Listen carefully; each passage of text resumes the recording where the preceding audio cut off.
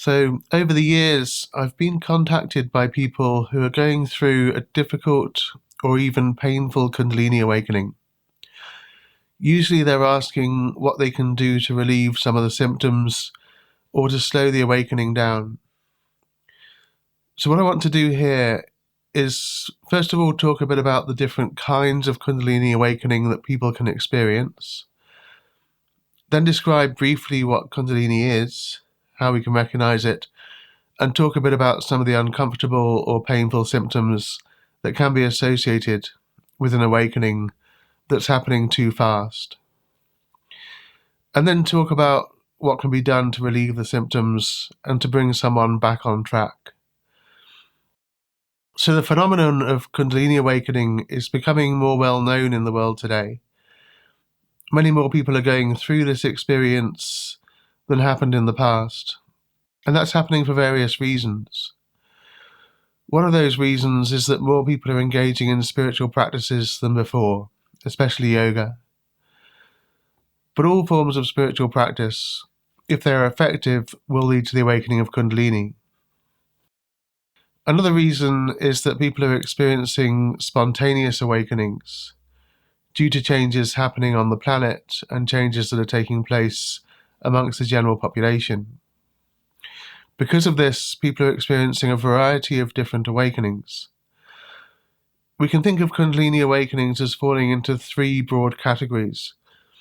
One type of awakening occurs when someone has been engaging in spiritual practices and preparing their body in a certain way, leading to the awakening of Kundalini. This type of awakening is usually fairly calm and smooth, resulting in a gradual evolution towards enlightenment.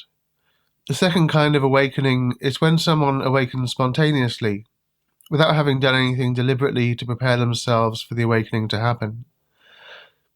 If someone has a spontaneous Kundalini awakening and hasn't done anything to prepare their body in advance, the experience can be quite difficult, painful, and emotionally challenging. Usually, spontaneous awakenings are triggered by something.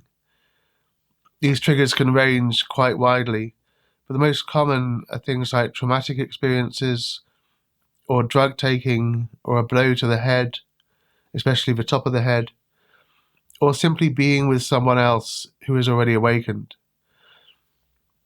Other triggers can include caring for a baby, because of the effect it has on the heart chakra, or horse riding, because of the effect it has on the root chakra. Even a severe illness can trigger a Kundalini awakening. The third category of Kundalini awakenings is when people are engaging in spiritual practices that are actually quite dangerous. These practices are designed to awaken Kundalini very quickly, but often there isn't enough work being done to prepare the body in advance of an awakening. As a result, people can experience difficult and painful Kundalini awakenings because the energetic channels, or nadis, have not been prepared in the right way.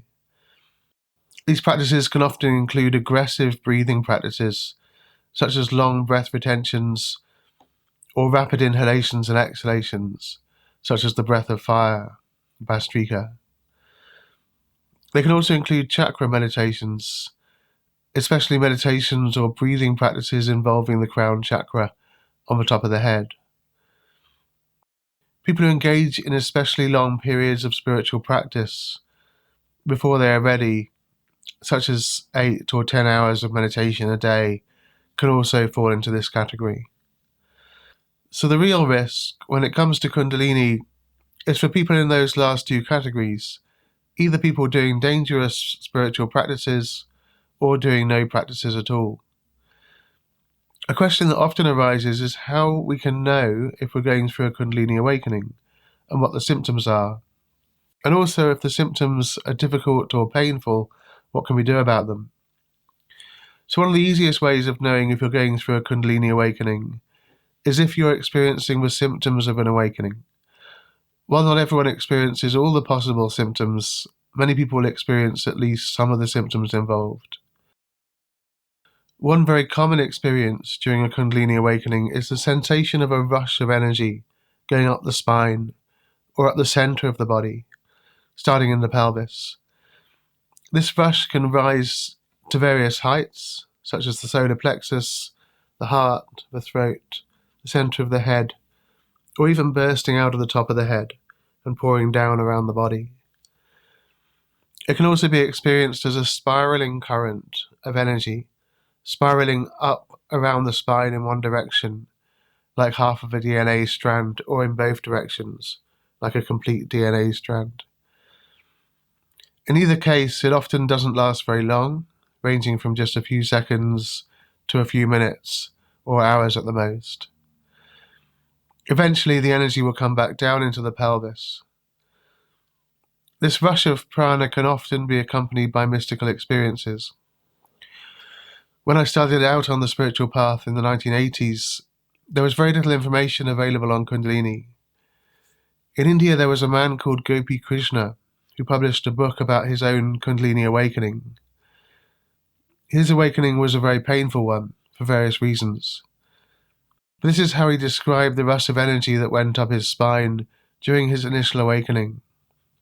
Suddenly, with a roar like that of a waterfall, I felt a stream of liquid light entering my brain through the spinal cord. Entirely unprepared for such a development, I was completely taken by surprise. But regaining my self-control, keeping my mind on the point of concentration, the illumination grew brighter and brighter, the roaring louder. I experienced a rocking sensation, and then felt myself slipping out of my body, entirely enveloped in a halo of light.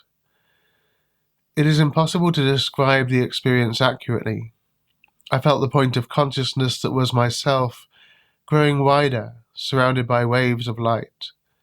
It grew wider and wider, spreading outward, while the body, normally the immediate object of its perception, appeared to have receded into the distance until I became entirely unconscious of it. I was now all consciousness, without any outline, without any idea of corporeal appendage, without any feeling or sensation coming from the senses, immersed in a sea of light, simultaneously conscious and aware at every point, spread out, as it were, in all directions, without any barrier or material obstruction. I was no longer myself, or to be more accurate, no longer as I knew myself to be, a small point of awareness, confined to a body, but instead was a vast circle of consciousness in which the body was but a point, bathed in light, and in a state of exultation and happiness impossible to describe. So this gives a good idea about how all-encompassing and powerful this awakening of Kundalini can be. This rush of energy is a fairly common experience, but not everyone who goes through a Kundalini awakening will experience this. For others, the initial experiences can be much more gentle and subtle, or may come in other ways. If an awakening happens before someone is ready, there can be various uncomfortable and painful symptoms associated with it. These can include things like heat in the body, shaking or vibrations, and emotional experiences like anxiety or fear coming for no apparent reason. Headaches can be experienced if too much prana is rising into the higher centers. Also, pain can be experienced in the body if there's too much energy moving through the energy channels. Insomnia, when people cannot sleep or find it hard to sleep, is not uncommon. And in extreme cases, people can become bedbound or unable to walk.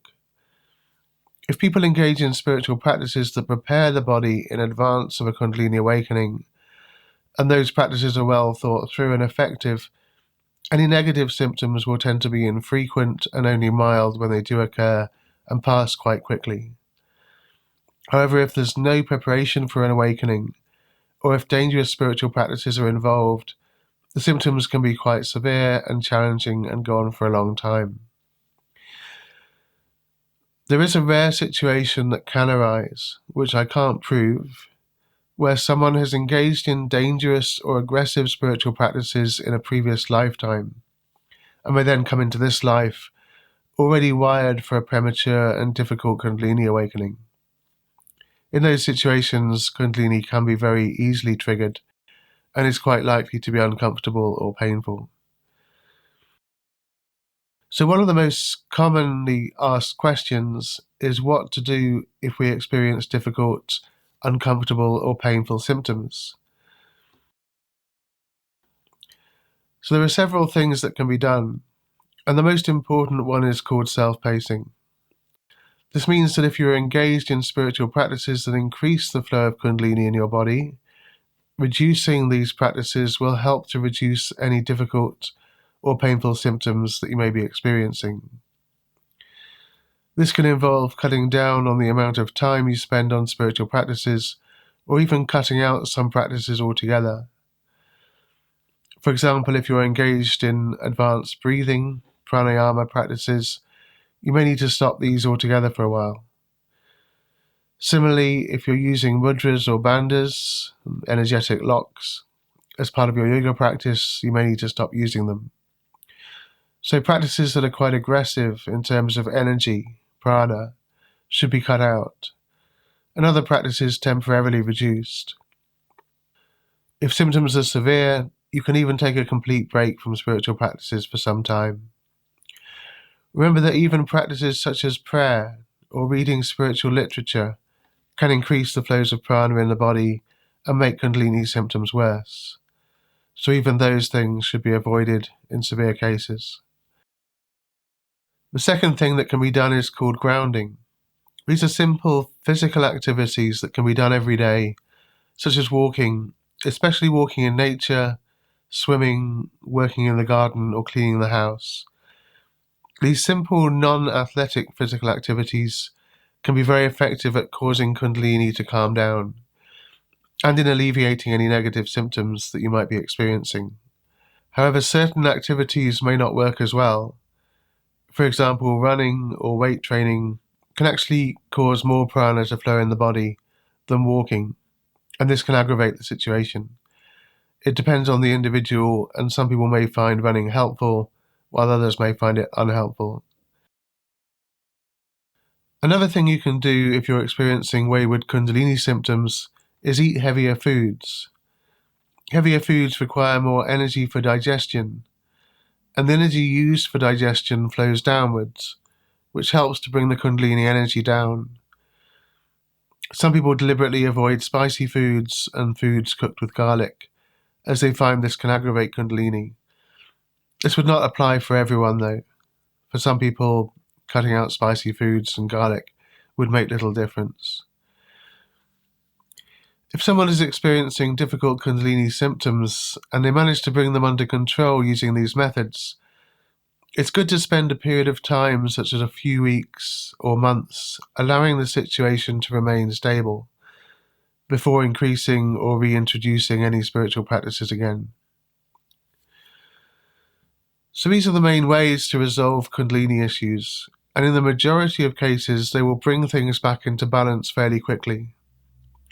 For example, going for a walk in the countryside and then having a heavy meal could resolve things within a few hours. Or doing that each day for a few days in a row could restabilize the system. However, if things have got out of hand, or if the crown chakra has been opened prematurely, it can lead to uncomfortable or painful symptoms that can go on for a long time, for many months, or even years. At the moment, there's very little education in the world about Kundalini awakening, how to prepare for it, or how to deal with it when going through the process.